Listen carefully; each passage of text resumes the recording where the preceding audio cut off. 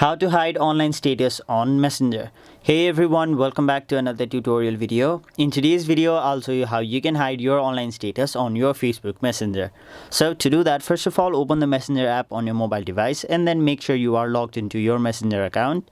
Now once you're logged in, your homepage will look somewhat like this, where on the top left corner of your screen you can see three horizontal lines. Simply tap on it.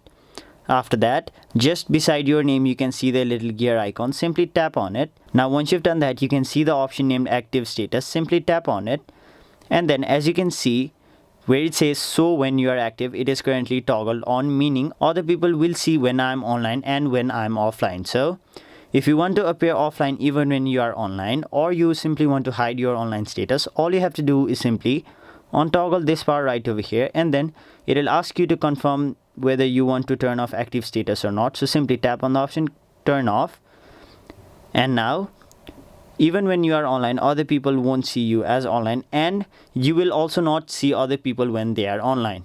So that was it for this video. Hope this video was helpful to you guys, and if it was, make sure you like this video and subscribe to our channel so that you don't miss out on further videos such as these.